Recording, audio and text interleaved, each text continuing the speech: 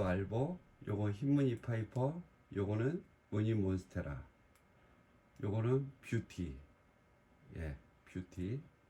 요것도 옐몬. 자, 오늘 본격적으로 제가 설명을 하겠습니다. 식물 키우실 때 목표를 정확하게 가지셔야 되거든요. 정확하지 않으면 굉장히 힘들어요. 식물 키우시는 분들이, 무늬종 키우시는 분들이 첫 번째 휠링, 취미로 키운다. 두 번째 식테크로 한다. 요 사이를 왔다 갔다 하시는 분들이 굉장히 많아요. 근데 식테크면 식테크, 아니면은 휠링, 내가 키우고 싶은 거 좋은 것만 키운다. 이렇게 가야 되거든요. 근데 요 경계를 갖다가 넘나드시는 분들은 절대로 식테크를 해서 돈 벌기는 힘들다. 식테크를 정확하게 하려고 하면은 첫 번째 3년 안에 고수 반열 중에서 내가 5% 안에 들어야 된다. 5% 안에 들어야지 우리가 식테크로 해서 정확하게 돈을 벌 수가 있다. 그렇지 않으면은 우리가 돈 벌기는 힘들다. 날 샜다. 날 새버렸어.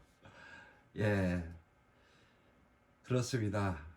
그러면은 3년 안에 우리가 해야 될 걸 뭘 찾아야 되느냐? 공부를 해야 되거든요.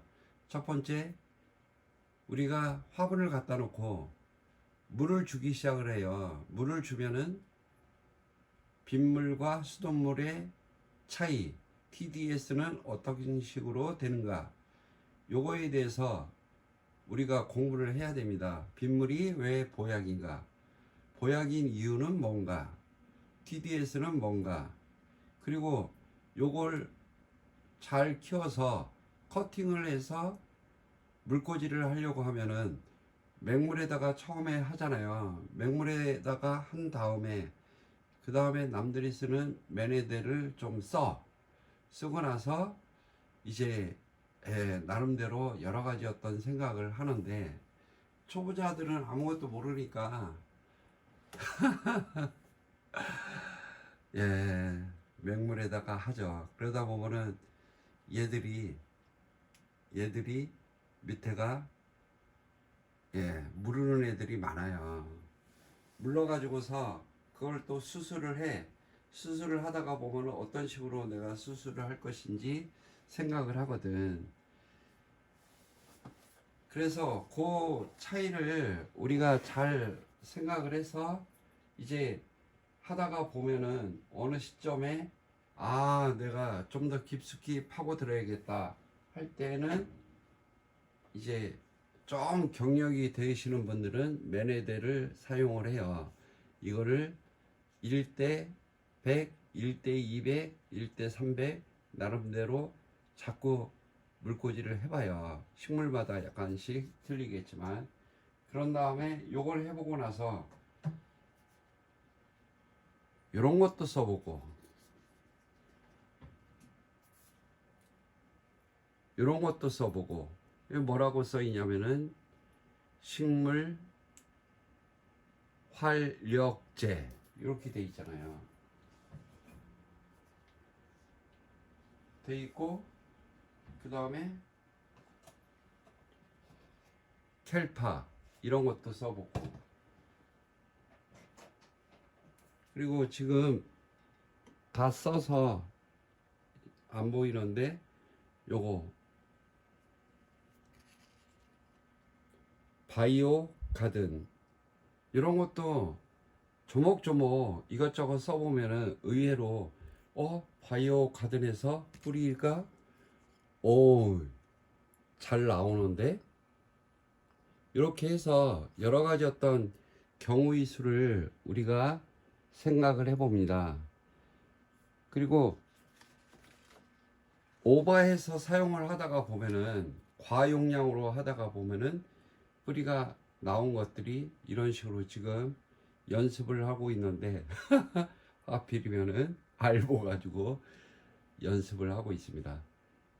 이게 뿌리가 나왔던 것이 여기가 뿌리가 많았었거든요. 근데 이렇게 물러버렸어.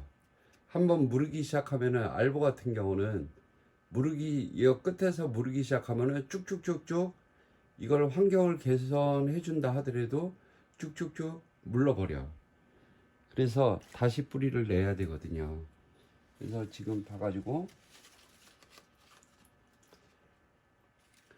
예 이것도 많이 물러가지고 지금 이제 여기 예 지금 잘라지고 막 그런 상황인데 자꾸 그래도 이것저것 내가 어떤 부분에서 실수를 하는구나 그러면 내가 다음에는 어떤 식으로 해야 될 것인가 자꾸 생각을 하거든요. 그래서 자꾸 물을 약품을 탈 때는 어떤 수치 가지고서 할 것인가 그걸 계산을 해서 물 줄 때는 일반적으로 사람들이 물 주는 방법과 내가 물 주는 방법이 차이가 있어야 돼요. 그렇지 않으면은 식테크 성공하기는 굉장히 힘들지. 왜냐면은 남보다 뿌리를 빨리 내려야 되고 남보다 빨리 키워야 되니까. 그리고 이걸 갖다가 어떤 식으로 판매를 할 것인가 라고 나름대로 계산을 해야 돼요. 5% 안에 들어가기 위해서는 엄청난 나름대로 공부를 하지 않으면은 절대적으로 들어갈 수가 없다.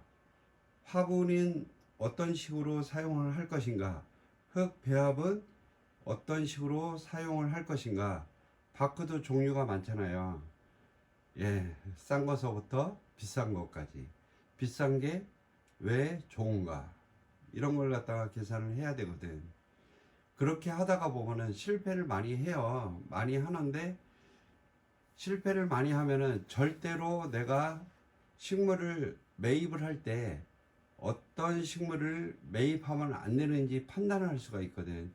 되나가나 좋아 보인다고 해서 돈이 되는 건 아니니까.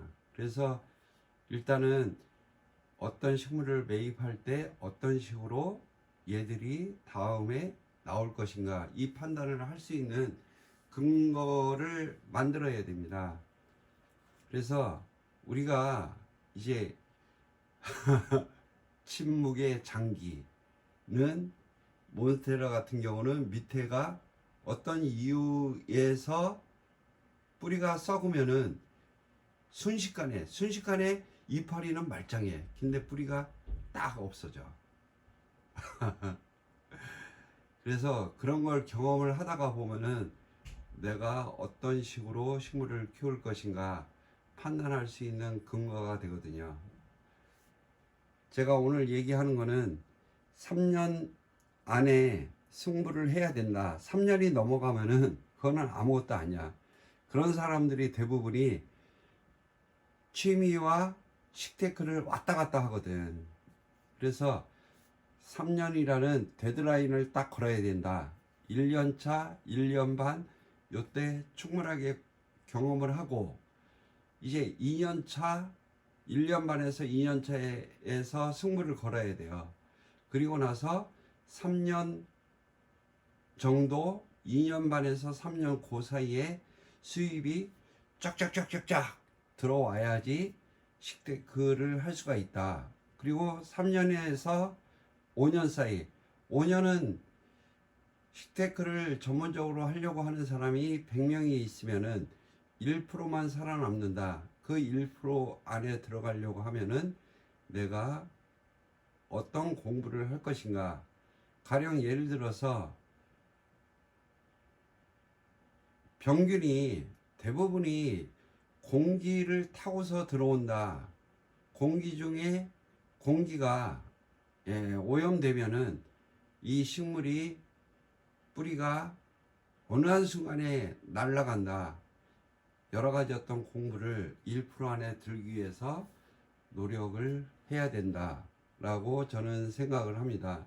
식물마다 약간의 어떤 차이가 있지만은 우리가 공부는 제대로 해야지 절대 실패를 안 한다. 잘못하면은 경제적으로 커다란 손실을 미리미리